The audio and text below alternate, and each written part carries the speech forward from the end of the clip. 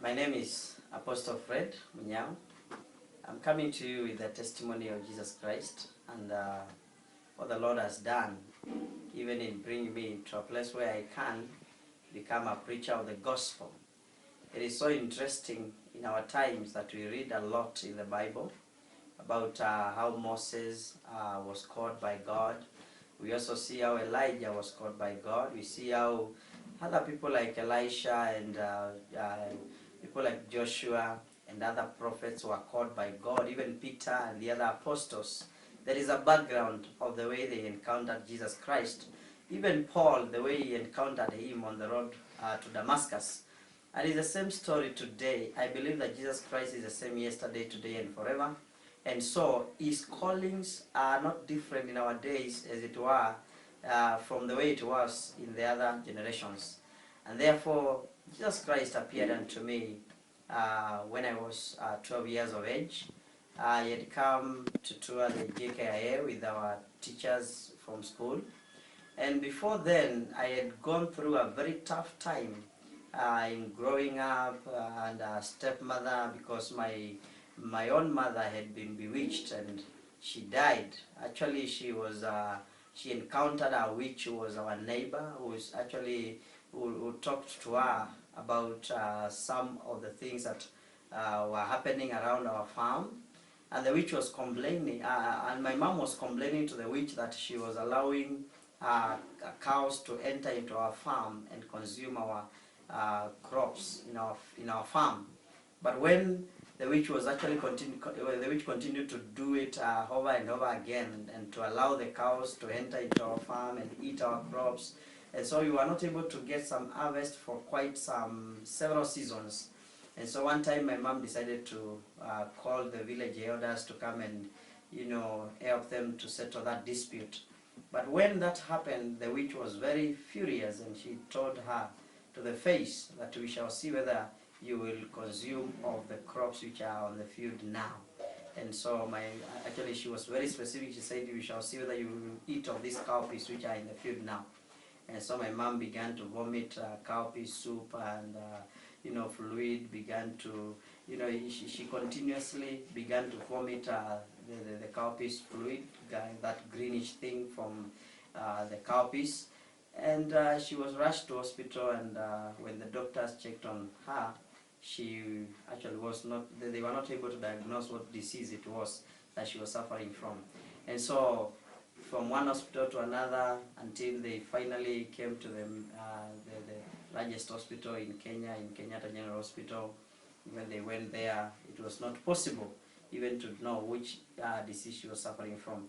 And so within a short time, they decided to carry out an operation, and they operated on my mother, and the wound that they from the operation didn't cure. And so my mother was, after a short while, she began to have the same fluid, greenish thing ooze from the wound, and so within a week she was dead. So after that, the following year, of course, my dad remarried, and so we began to live our life under a stepmother who was not one of the best. I know there are good stepmothers out there, but this one was not that kind by then. At least now she has reformed, but then it was a very tough time for us. And so I attempted suicide several times until when I was now 12 years of age, and then one day I decided to enter into the house and to just study. And I took my books, and then as I was just about to begin my studies, I remembered that I had been told in Sunday school that the fear of the Lord is the beginning of wisdom. And so I looked at the Bible that used to be there on our sitting room, and I said, let me read this book because it belongs to God. Let me give it like just a minute or so that I will fear the Lord before I begin my own studies. And so I took the Bible and I began to read, and at some point, I don't know which kind of a story I was reading, but it seemed to be very interesting.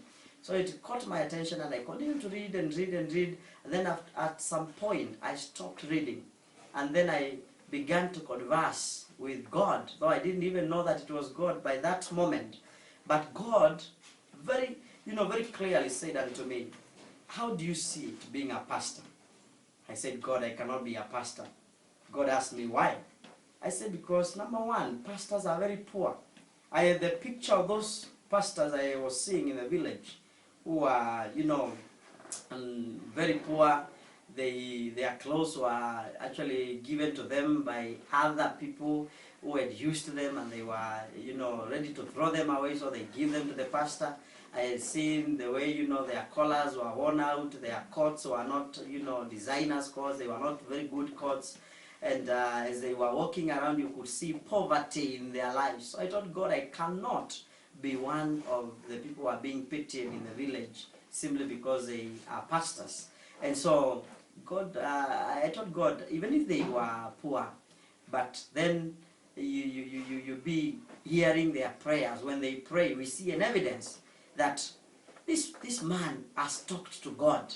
He has not just spoken to the air. Just like the way Elijah spoke to you, and you heard his prayer, and the rain came.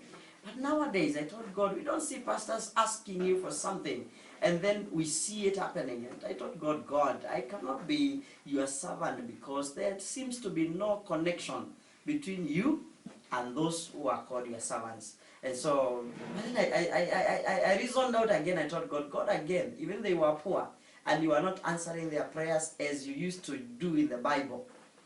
But if they are attacked by anybody, we see an evidence of you defending them.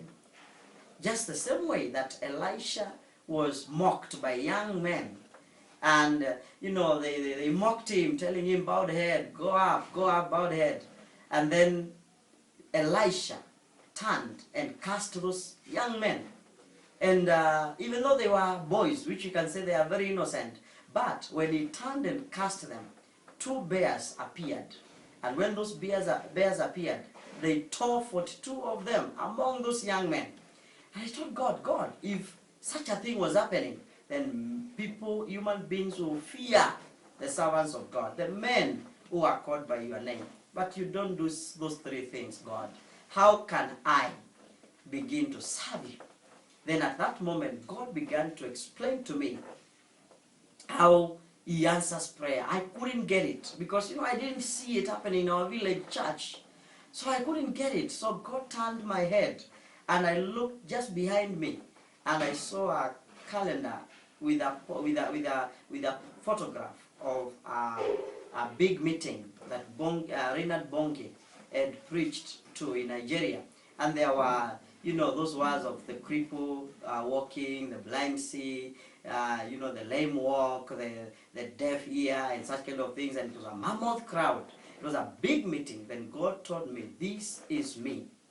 And I was so shocked and confused. Now I didn't know which one to believe. I didn't know whether to believe what I had seen in the village or to believe what I'm seeing on a calendar in our living room.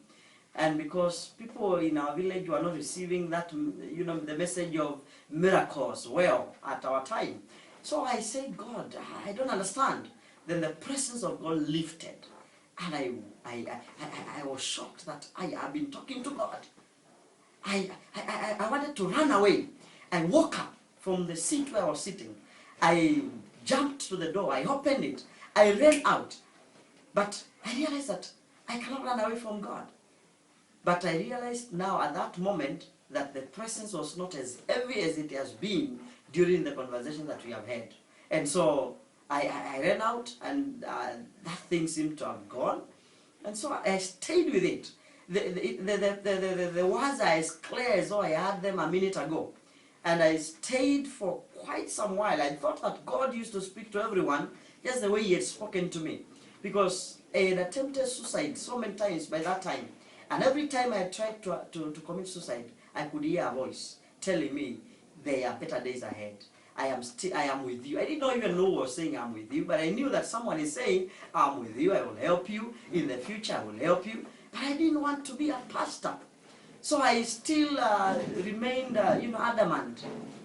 And for 7 years, I tried to do anything possible to make sure that I would stop hearing that voice calling me and speaking to me to be a pastor. I even turned into bad smoking. I began to, into drugs, and I did all the gateway drugs. I did, of course, cigarettes and alcohol and other kinds of drugs until I got my place into bank smoking. And I began to smoke bank because I didn't want to hear those voices. I used to call them voices because I didn't understand why should someone, begin to bring about confusion in my life and bring me to a place where I cannot decide for myself. And so, by the time I was joining Form 1, I had already, began to think of how I can escape from the calling. But before then, let me bring you back to what had happened at JKIA when, in the same year, when I was 12 years of age, we went to Sunday school, and the teacher taught us that Solomon asked wisdom from God. And when Solomon asked that for that wisdom from God, and he was given that wisdom, he became the wisest man on earth. And then the teacher made a mistake of telling us, you can also ask the same. I went ahead and told God, God, I ask you for wisdom. And because in our class, there is no one who has asked you of the same, I want to be number 1 in the next exam. I was number 17 in the previous exam. Now I was here. I wanted to be number 1 in the coming exam. And believe it or not, the exam that followed, I was number 1. And when I became number 1, the counselor of our ward decided to give us a treat as a reward, and he brought us to the city. And we came to Nairobi City. For the first time, I was stepping on Nairobi City. But back home, it was very tough. So my stepmother had, denied me shoes, and she said that I cannot use any shoes. And so I came on bare feet, and I was so discouraged. When we arrived there, the first place to tour was JKIA. We went on top at the waving base. The other children were on expensive shoes. They had pocket money. I didn't have even a shilling. And so when we went up there, and that day Queen Elizabeth was at the airport, and the former President Moi had come there to bid her farewell. And so the airport was more colorful than, usual days. And so, but all that, to me, it didn't mean anything, because I knew that trouble was waiting for me at home. And so I was a little bit, stressed about what was awaiting me back at home. And so when our time was over and the teachers were calling us to go back to the vehicle, I decided that let me pretend that I have not noticed, that they are calling us. And so I faced on the other direction, and to my amazement, 1 meter from where I was standing, a young man appeared. And I'm telling you that he just looked like one of us. He looked like one of the young boys who are there. And but he was shining. He looked like there was a bulb inside that was illuminating his entire body, and there was a ray of light that looked like a rainbow around his head, and there was rays of light to every direction, which were oozing. Some lights were emanating from his body towards every direction. Some white light. And as I looked, I tried to turn my head. I couldn't. I was, so stuck there. And then I began one of the rays of light reached out unto me, and it touched my body, and it penetrated to the exact place where I was, hurt by the problems back at home, and the trauma of, the mistreatments back at home. And the ray came again a second time, and touched me again, and the third time, and a fourth time, until it touched the exact place where I was hurting, and comforted me fully until I smiled back. And when I smiled back, I heard a voice from heaven saying, I told you, you are not alone. I am with you. And he said, behold, look, I am also on bare feet like you are. When I looked, sure, he was on bare feet. But the most amazing thing is that he was not standing on the ground, but he was actually, standing like 1 foot from the ground. And then, as I was, amazed, and I was surprised, and I was looking at him, and I was wondering, how comes that you are standing 1 foot from the ground so comfortably?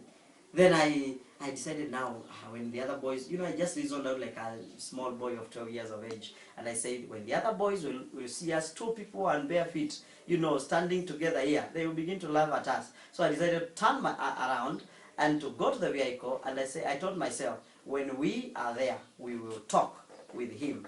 And we will be able to converse. What I didn't know is the moment I turned, it disappeared. But the picture is as clear as though I saw it this morning. And then Jesus Christ told me, the day I got saved, he told me, I am the one who came to comfort you on that day at JKIA. Continue watching.